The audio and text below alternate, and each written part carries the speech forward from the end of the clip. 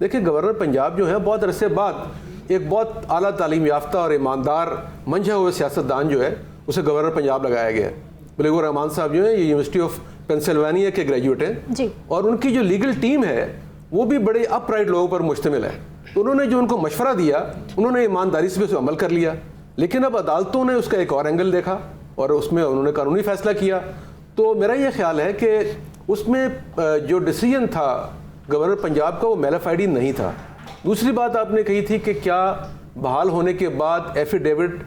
کے اوپر عمل کریں گے, تو وہ یقیناً کریں گے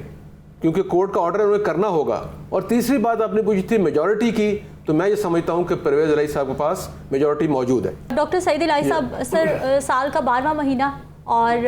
آخری ہفتہ چل رہا ہے, نئے سال میں بھی ہم نے اسی طرح سے قدم رکھنا ہے, انہی معاملات کے ساتھ, اسی الجھاؤ کے ساتھ, اسی سیاسی عدم استحکام اور اسی بگڑتی معیشت کے ساتھ. میرا خیال میں کہ شاید صورتحال چند دنوں میں اس سے بہتر ہو جائے گی. جو صورتحال آج کل ہے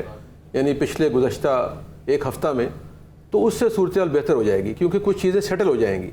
جیسے پرویز الہی صاحب کی حکومت سیٹل ہوتی ہے اور پی ڈی ایم والے اس کو مان لیتے ہیں, تو ایک تو مان لیں گے سر, میرا خیال مان لیں گے کیونکہ جیسے میں نے پہلے کہا ہے کہ کئی معاملات افہام و تفہیم سے ہوئے ہیں اور پرویز الہی صاحب اور پی ڈی ایم کے درمیان مذاکرات ہوتے رہتے ہیں, ملاقاتیں ہوتی رہتی ہیں. لیکن اس کے مقابلے میں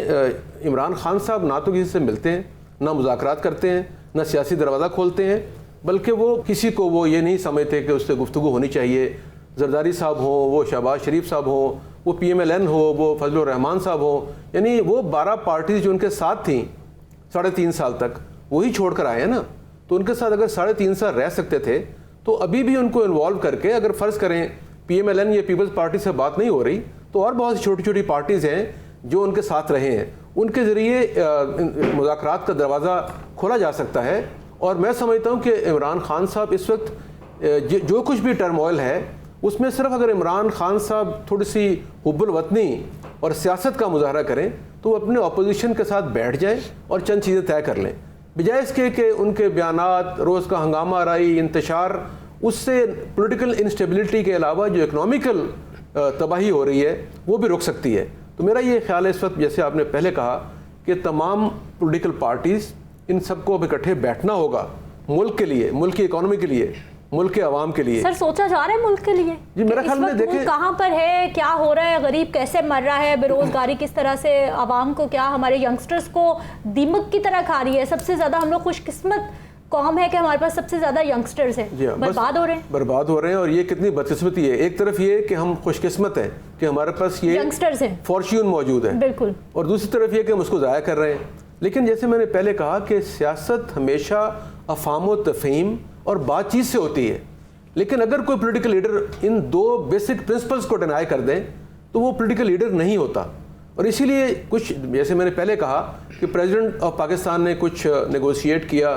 عمران خان صاحب سے, لیکن عمران خان صاحب ان کی باتیں نہیں مانے. اس طرح اور بھی بہت سے لوگ جو ان سے ملے, ان سے بات کی, ایون پرویز الہی صاحب کا جو بیان ہے مختلف, وہ بھی اس بات کی غمازی کرتے ہیں کہ انہوں نے بھی عمران خان صاحب کو کئی باتیں سمجھانے کی کوشش کی, ریکویسٹ بھی کی, لیکن اس کے بعد نتیجہ آپ نے دیکھ لیا کہ اس میں بھی اختلافات ہو گئے. اور میرا اب یہ خیال ہے کہ ابھی بھی